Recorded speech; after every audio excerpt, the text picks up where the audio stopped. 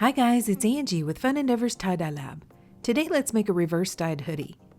The hoodie that I'm using is a Buffalo brand women's hoodie which I purchased from Costco.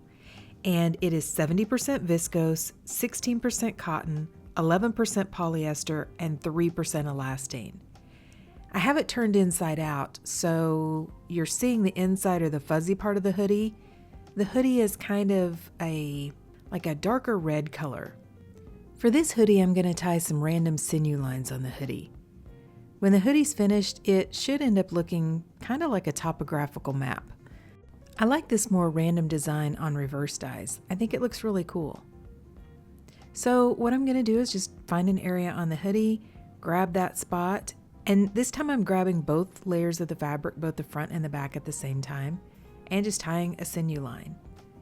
Then from there, I'm going to grab random portions of the hoodie and tie sinew lines. I'm trying to keep the fabric areas pretty large. I don't want just a whole bunch of lines on the hoodie. But if you'd like to have a whole bunch of red lines on your hoodie, feel free to tie more sinew lines. Remember, because I'm going to do a reverse dye process on this hoodie, only the areas that I'm tying with sinew lines are going to remain red. The color is going to be removed from the rest of the hoodie. To tie the sinew lines, I'm using artificial sinew, which I purchased mine from Amazon. I have a link down below in the description for this video. And this artificial deer sinew is wax coated. So every place where I tie a sinew line and I pull it really tight, that's going to form a waterproof barrier that won't allow the color remover underneath that area, and it won't allow the dye underneath that area. So that part of the fabric is going to remain red.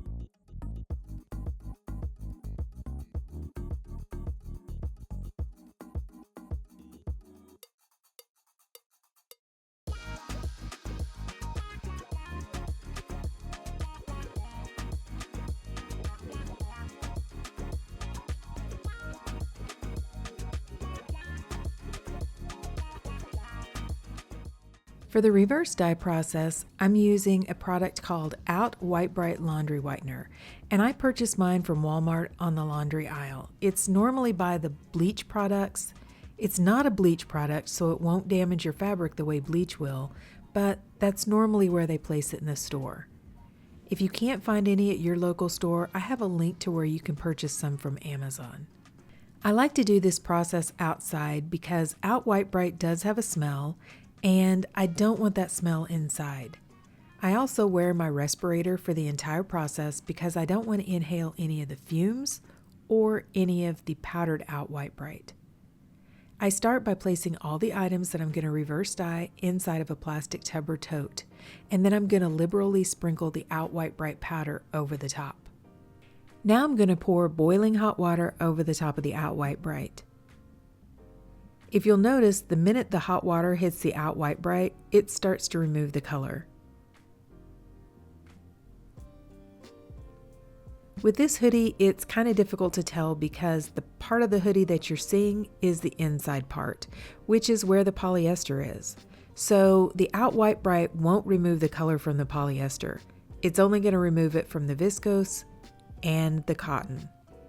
But I have a couple other 100% cotton items down inside this container, and you can see how quickly the Out White Brite is working on those.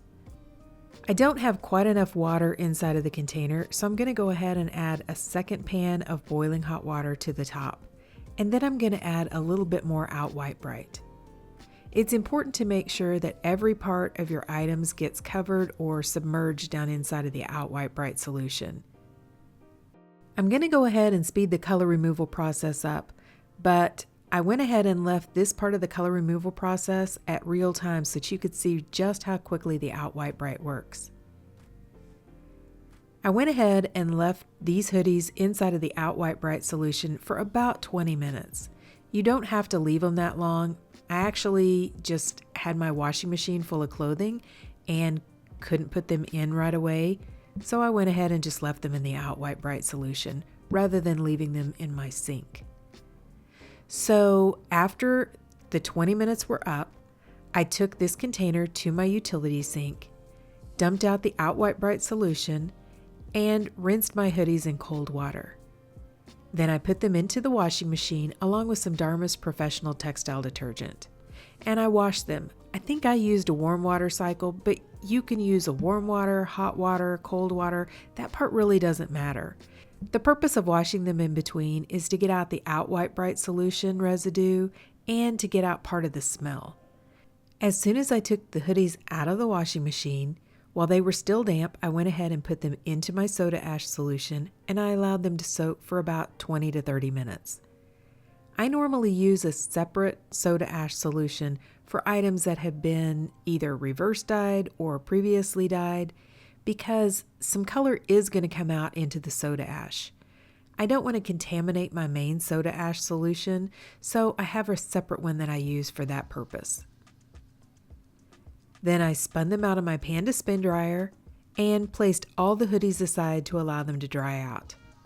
If you want some more information about why I dye like really thick folds or thick items like this when they're dry, I have a blog post out on my website, which is funendeavors.com, which explains a little bit more about that.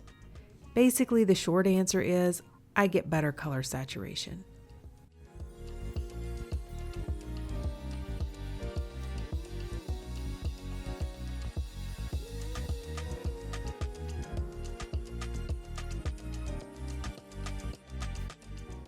So for this hoodie, I'm going to semi-muck dye it. I have a container, and down inside of my plastic container, I have another plastic container which has holes in the sides. The bottom is solid, but the side of it has little holes. It's like a basket type thing. I think I purchased it from the dollar store. I'm placing the hoodie down inside of that plastic basket or container. Then I decided that I would use some purple colors. I really like the combination of purple and red together. When I was a kid, I used to have a purple and red turtleneck shirt that I used to wear with a red sweater, and I always loved that shirt. I thought it looked really cool, so I like that combination of purple and red together. I'm going to put the dye over the top of the ice, so I'm going to add some ice to the top of the hoodie. I'm only putting ice in the small basket that I have inside of the larger container. One of the abbreviations that you may see for this technique is DOI, which stands for dye over ice. From here, I'm going to randomly sprinkle the dye over the top of the ice.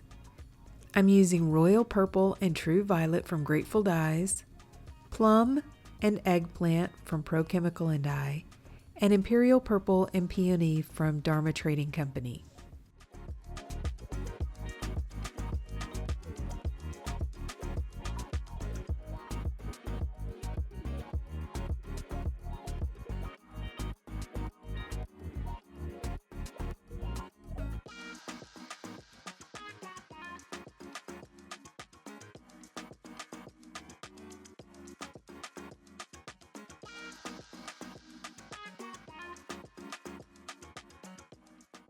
Now I'm going to add an additional sprinkle of soda ash over the top of the dye and place the container aside and allow the ice to melt. I didn't add any more dye or any more ice after this initial layer of ice melted. After the ice melted, I left the hoodie alone and allowed it to batch or process for about 48 hours before I started rinsing it. It's a little hard to tell from this angle, but most of the muck drained out into the larger container. Part of the hoodie is down in the muck just a little bit. That's why I'm calling this one a partially muck-dyed hoodie. To rinse the hoodie, I started rinsing in cold water to rinse out the soda ash. Then I warmed the water up to hot. I untied the hoodie and rinsed for just a little while longer before running some really hot water in my utility sink, adding a little bit of Blue Dawn dish detergent to the water and just allowing the hoodie to soak. I allowed the hoodie to soak for probably about 24 hours. When the water cooled off, I would come back and change it out periodically, but I continued that soaking process until the water was almost clear, and it took quite a while since this hoodie's fairly thick. Then I put the hoodie along with some Dharma's Professional Textile Detergent into my washing machine, and I washed it using a hot water cycle. So now that the hoodie's been washed and dried and ironed, this is what it looks like. Okay, so what do you think? I think this one turned out looking really cool. I think the purple looks really good paired with the red. And I even have some blue color splits on there. I have some more magenta-ish colors. I just think the colors flow and work really well together. I got fairly good color saturation. I do have a couple of spots where I have the original reverse dyed color showing through, but honestly, I don't mind that. I know I've said that before, but I like that taupey color that most reverse dyed things go to when you use Out White Brite. Now, if I did this process and I used bleach, I wouldn't have probably ended up with that taupey color. I probably would have ended up with maybe more of a shade of orange. But the Out White Brite normally takes things to a taupey color. And I really like that color, so I don't mind if part of that is showing. I actually think it gives some depth to the item, and it just gives it more of a unique look. I like that. I also like the way the sinew lines look. There are some breaks in the sinew lines, so they're not just solid lines, and I think it kind of looks like some rivers snaking through a purple forest, if there was such a thing as a purple forest. But I like the look of the sinew lines. I think they look cool. I also think that the red on the inside of the hood part looks kind of interesting. Whenever you have the hood down, like behind you if you're wearing the hoodie, you get to see the red interior, and I think that's kind of a little unexpected pop of color. So overall, I really love this hoodie. I think it looks really pretty, and I'm really pleased with it. But what do you guys think? Please drop me some comments down below and let me know. And if you enjoyed the video, I sure would appreciate it if you would like it. And if you haven't already, if you would subscribe to my YouTube channel. If you'll hit the bell, then you'll be notified when I upload a new video.